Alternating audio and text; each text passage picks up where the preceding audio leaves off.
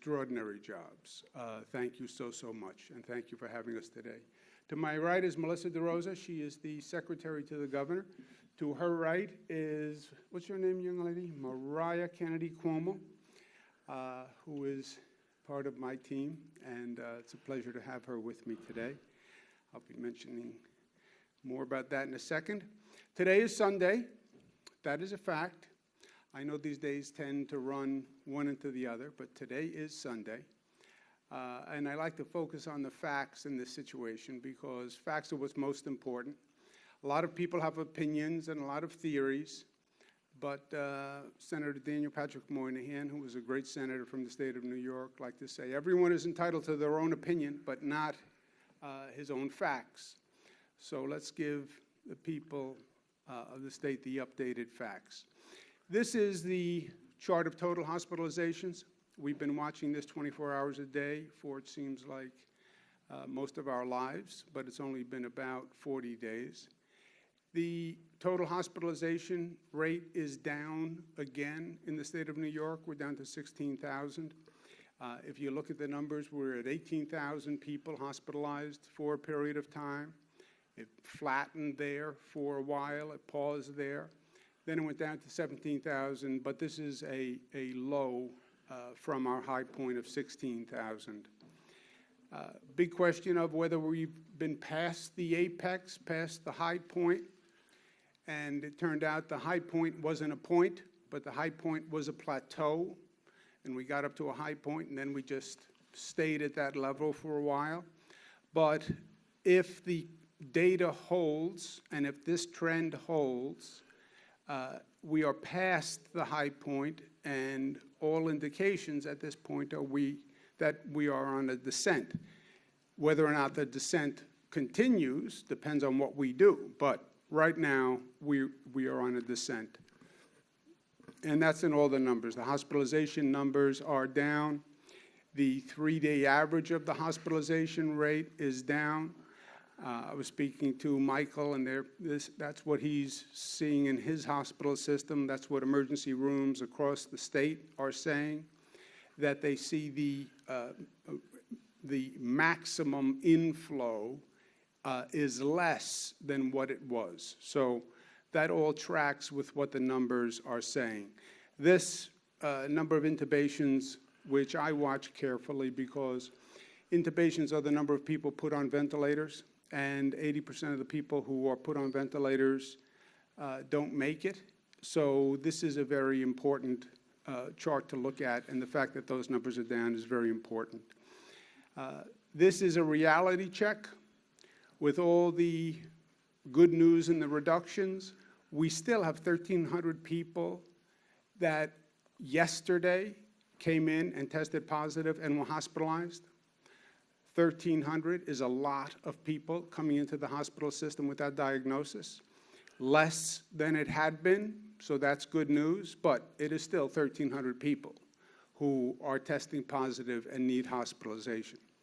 We've been watching the spread of the virus from the New York City area, and there have been little outbursts on Long Island and in upstate New York, and we've been jumping on those outbursts, but overall, we have controlled it, and the numbers are about the same. Westchester and Rockland, where we had real problems. Remember, the first problem was in Westchester County, New Rochelle. But Westchester, Rockland, Long Island, upstate New York is still only about 7% of the cases. So we're watching for a potential spread in other parts of the state. But so far, we have contained it, and we have controlled it. Nursing homes are still our #1 concern. The nursing home is the optimum feeding ground for this virus. Vulnerable people in a congregate facility, in a congregate setting, where it can just spread like fire through dry grass. We have had really disturbing situations in nursing homes, and we're still most concerned about the nursing homes.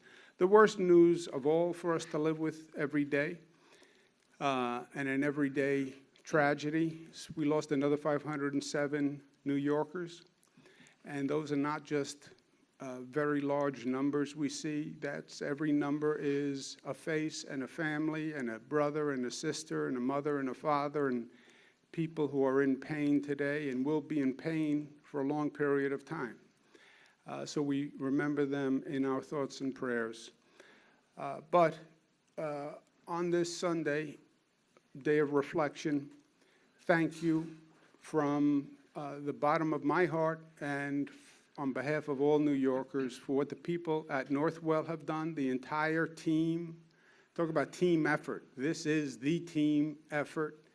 And to all our healthcare workers all across the state, 1 million healthcare workers, 445,000 hospital workers, 160,000 nursing home workers, they have made all the difference in the world. And, a crisis like this, it tends to bring out the best and the worst in people. And certain people can break your heart in their response to this. But on the other hand, other people can rise to the occasion and just give you such a sense of confidence in the human spirit. And the healthcare workers have done that. I've been looking at this chart for 40 days. And it looks like a bar chart. It looks like numbers and a line. I don't see it as a bar chart as we've been going through this. To me, it was a mountain that just kept building and building and building, and you didn't know where the top of the mountain was. And those numbers kept growing, and we kept going up the mountain, and we kept wondering, where is the peak? Where is the apex? What is the high point? When does this stop? And we get to the top of the mountain, and by the way, it's not a point.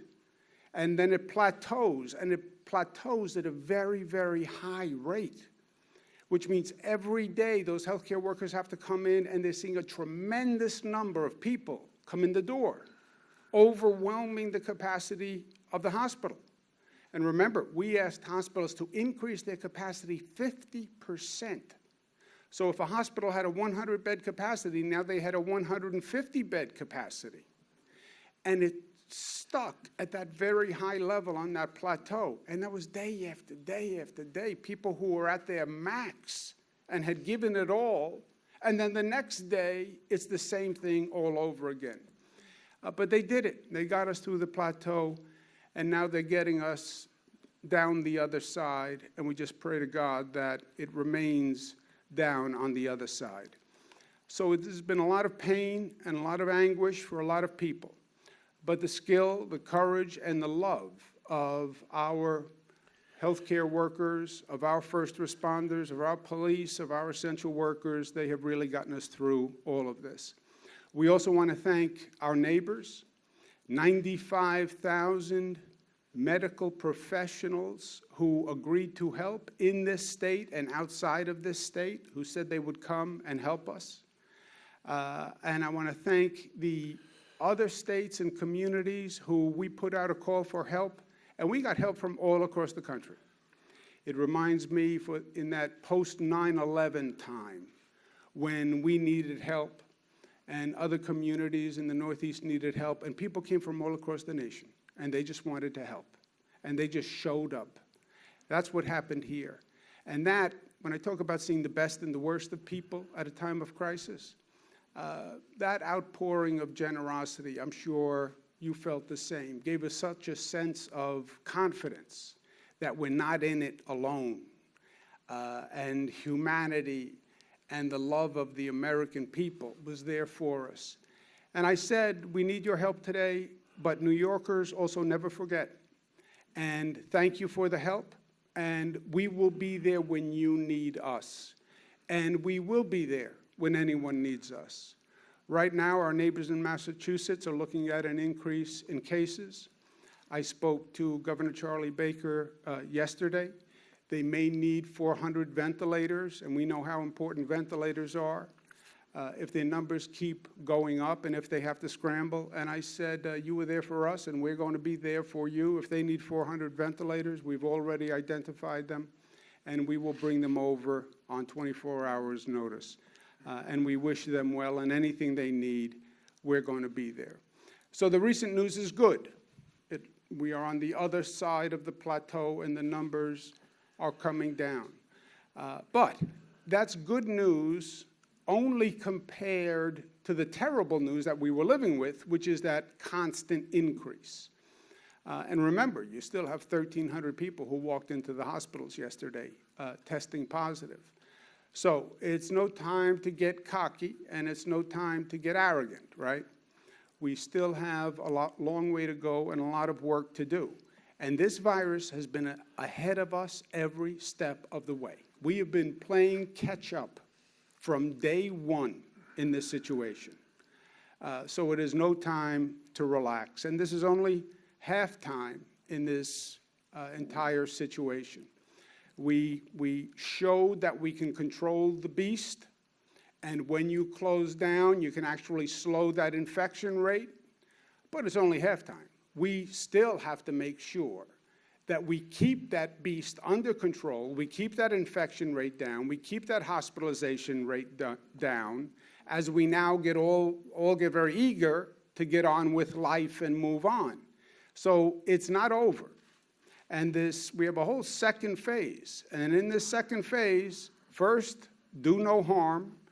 Don't jeopardize what you've already accomplished by seeing that infection rate increase. We have to be smarter, especially when it comes to the new frontier of testing and how we test and how aggressively and how we get that organized. And then when we talk about rebuilding, we have to talk about not just rebuilding, but let's learn from this horrific experience. And let's take these lessons forward, and how do we build back better than before? I don't want to have gone all through this and then just say we're reopening. No, no, no. We have to open for a better future than we have ever had. And we have to learn from this. And as we go through this, remember, I know people are eager to get on with life. We have slowed the infection rate down to 0.9%. 0.9% means one person infects 0.9% of a person, less than one. That means the virus is slowing. If one person is infecting 1.2 people, the virus is increasing and is an epidemic and an outbreak and is out of control. So we have a very small margin of error here as we navigate going forward. Any plan that is going to start to reopen the economy has to be based on data, and that means it has to be based on testing. And this is a new world for all of us, testing. How do you get testing up to scale? How do you get it up to scale quickly? And how do you find out where we really are right now in terms of this virus? You have all these scientists and all these experts who are basically trying to extrapolate from the data, but we don't really know. How many people were infected? How many people had coronavirus but self-resolved? We don't really know, because we haven't been able to do testing on that large a scale. But we're going to start here in the state of New York with antibody testing. Antibody testing means you test a person to find out if they have the antibodies which they would have if they were infected with the coronavirus. And we're going to do that in the most aggressive way in the nation, where we're going to sample people in the state, thousands of people in the state, across the state, to find out if they had the antibodies. That will tell us, for the first time, what % of the population actually has had the coronavirus and is now, at least short-term, immune to the virus. This will be the first true snapshot of what we're really dealing with. And we're going to be doing that over the next week, and the New York State Department of Health will be running that. There's also another set of tests which are called diagnostic testing. Diagnostic testing is whether a person is positive or negative. And we're coming up to scale on this, even though it is very, very hard. Northwell is leading the parade on this, and I just looked at some of the technology they're bringing in. All these different manufacturers who made different machines to run different tests. And there's a number of big manufacturers, and Northwell is bringing in as many as they can. But this has to be brought to scale. Nobody has done testing at this level ever. And we have to do this in partnership with the federal government, because there's all sorts of logistical questions and supply chain questions, and people can't get certain chemicals. They need to do tests, and the chemicals are made in other countries. So we have to do this with the federal government. I spoke to the head of the CDC yesterday, and he was very smart and very informed, and we talked about how we can do this together. Talk about being smart. The federal government is talking about passing another piece of legislation which would help in the reopening. And they want to help small businesses, and that's great. They also have to help state governments and local governments, which have not been supported in the previous legislation. Everyone is saying, well, it's up to the states to come up with a reopening plan. It's up to the governors, up to the governors. Fine. And that's true and right and legal. But the governors in the states have to have resources. And yes, you have to help small businesses, you have to help the airlines, you have to help all these private sector interests as well as citizens. But if you don't help the state government and local government, then how are we supposed to have the finances to reopen? And if you don't give state and local government support, you know, we're the ones who support the schools, we support the police, we support the fire, we support the hospital workers, we support the transit workers. So if you starve state and local government, all that means is we have to turn around and reduce funding to the people who we are funding. If we don't get federal assistance, you're looking at education cuts of close to 50% in the state of New York, where school districts would only get half of the aid they got from the state last year. You're talking about cuts to hospitals from the state. I mean, how ludicrous would it be to now cut hospital funding from state governments? So the governors, bipartisan, Democrat and Republican, in this crazy political environment where you can't get Democrats and Republicans to agree on anything, all the governors agree and have said to Washington, make sure you fund the states in any next bill you pass, and we asked for $500 billion, again on a nonpartisan basis. We also must remember as we go forward what we have done so well thus far, the mutuality and discipline that we have shown. I have many school districts in the state, over 700 school districts. They're calling, saying they want to open up their local schools. They want to make these decisions. Local officials are calling. We have beaches, we have parks, we have businesses. We want to make decisions. I understand the pressure that the local school districts are under. I understand the pressure that the local officials are under. I understand the mounting political pressure. You know, people see those numbers come down. They're like, okay, let's go. Let me get out of my house. I get it. But we have to stay smart and we have to stay united. Now is no time, as I said, to get arrogant. We're working with our regional states, our partners, New Jersey, Connecticut, et cetera, the surrounding states. We're coordinating with them, and we have to continue to do that. The weather's getting warmer.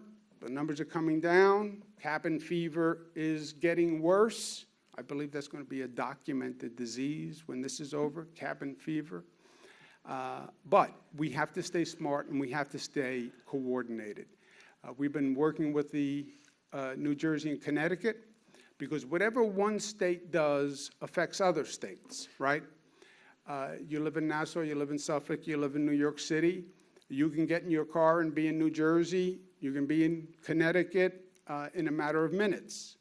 So it's very important to plan accordingly. It's not that we can be on the same page on everything, but at least let's know what each other is doing. So, for example, on state parks, we're coordinating what our policies are because you could see people go from one state to another. I was in Albany yesterday, talked to a couple who drove up from Queens for Thai food to Albany. And I said, you came up for Thai food from Queens. You know, it's a 2.5-hour ride. And they said, yeah, we had to get out of the house. I said, just for Thai food. You know, in Queens, they have Thai food also, very good Thai food. I'm from Queens. But it just shows how people need to get out and do something. So we get it.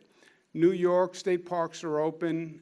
New Jersey, they're closed. Connecticut, they're open. New York, our beaches are closed.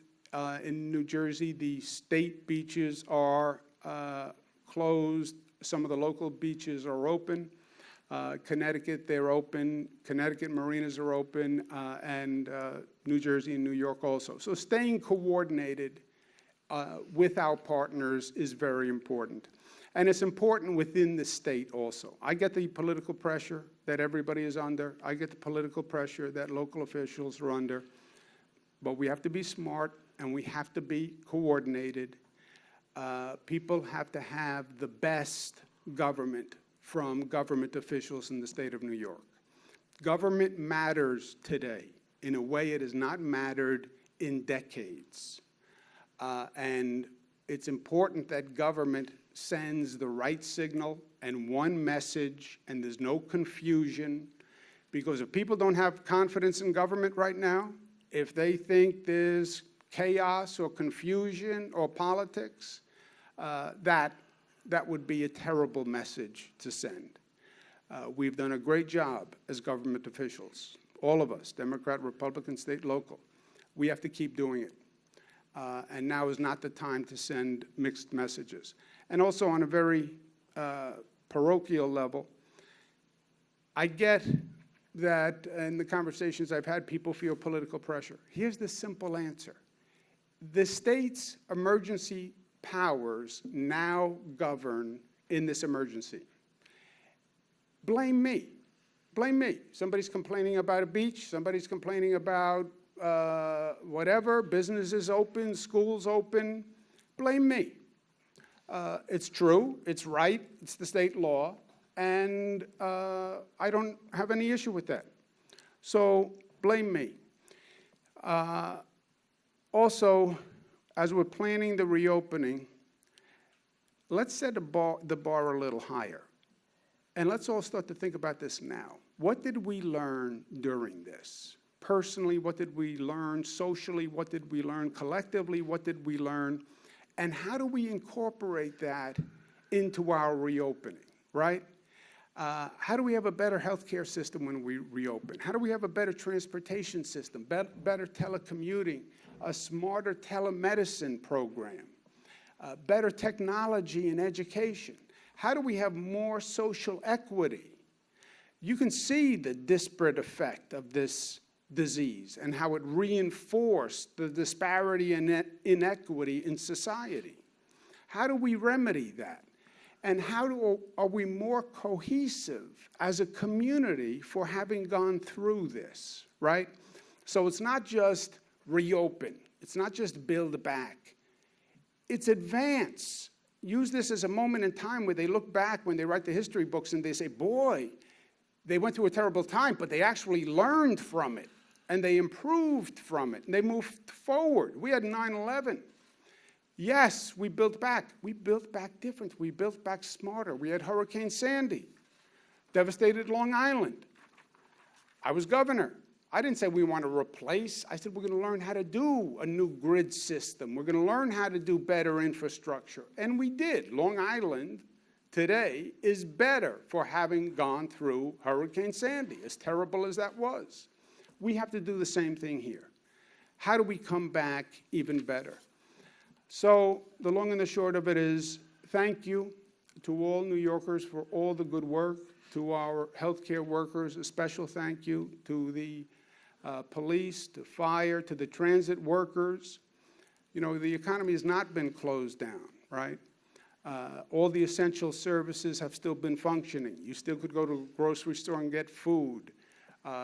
Lord knows you could go to a healthcare institution and get health care.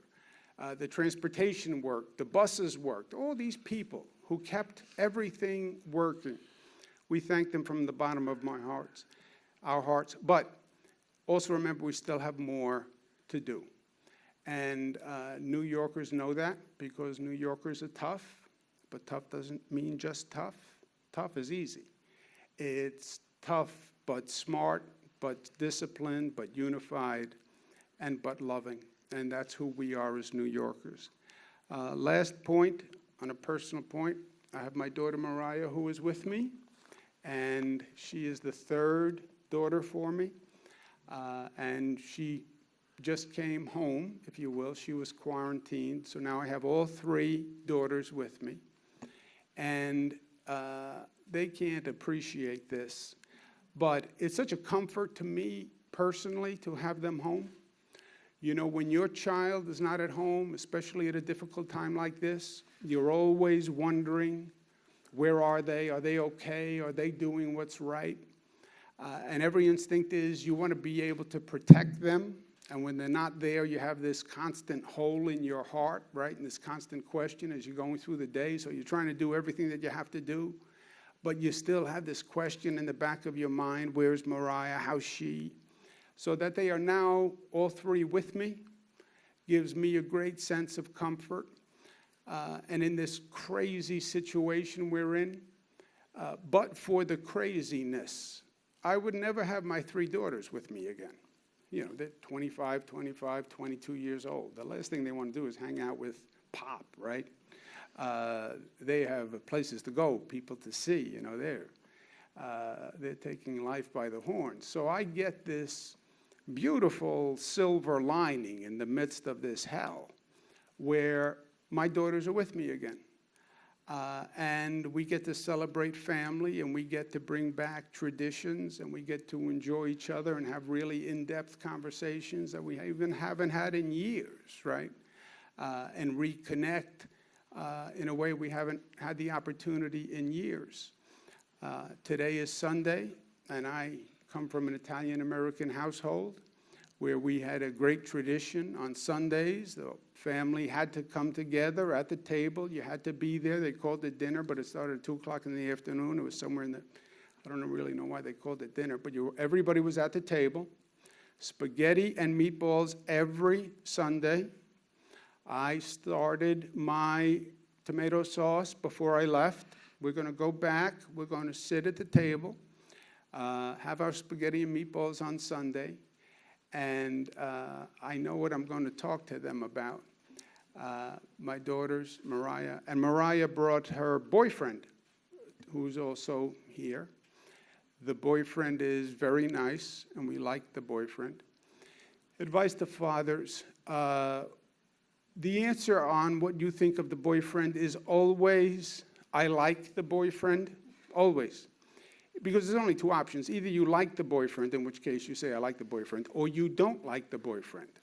But you can never say you don't like the boyfriend. I learned this lesson the hard way. Otherwise, it triggers NDS. NDS is natural defiance syndrome. It's not documented, but it is a psychological condition where if you say as a father, I don't like him, natural defiance syndrome kicks in, and then they like the boyfriend more because he is opposed by the father. So the answer has to be, I like the boyfriend. In this case, I actually like the boyfriend. But even if you don't like the boyfriend, the answer can only be that I like the boyfriend. But we're going to be at dinner with the boyfriend, and we're going to have our spaghetti and our meatballs. They won't eat the spaghetti and the meatballs because when I cook it, they just won't eat it. But they move it around the dish, and that's all I can ask. But I'm going to tell them, I'm going to recall to them how important that meal was on Sundays, to have the family together, to take the time to sit and to talk and to reconnect.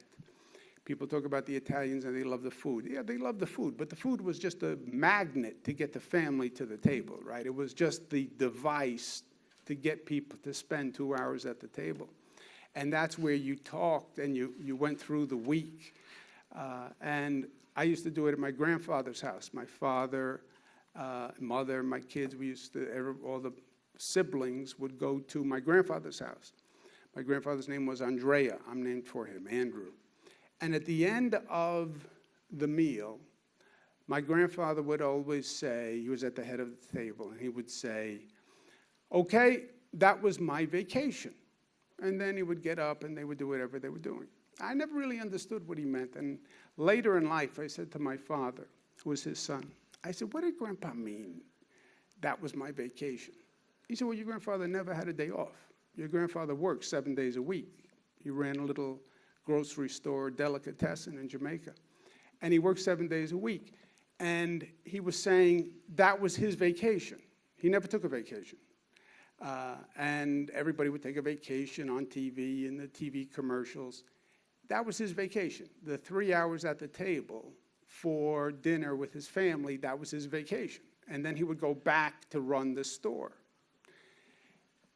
You think of how our immigrants work in this country, and wherever the immigrants are from, what that whole immigrant philosophy and drive does for us. And I'll end where I started. You think of all the essential workers, you know, well, we had to stay at home. I'm tired of staying at home. Yeah, think of all the people, all the essential workers who had to go out there every day and work in the middle of this, who frankly would have much rather stay home. And they didn't know what the virus was, and they're out there working with the public, exposing themselves. Why do we have a higher rate of infection among African Americans, Latinos, et cetera? Well, who are the essential workers? We have a higher rate of infection among the essential workers because they were out there driving the buses, and they were out there driving the trains, and they were out there running the hospitals and the emergency rooms and the nurses and the police officers. They didn't get to stay home.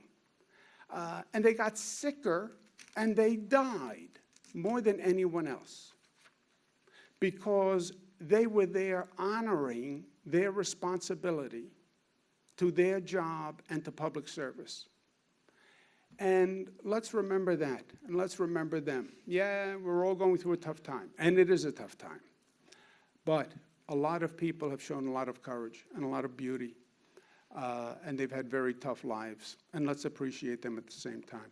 Any questions for myself or Michael Dowling or Melissa DeRosa? No questions for Mariah Kennedy Cuomo, because that would be trouble. I'm just kidding.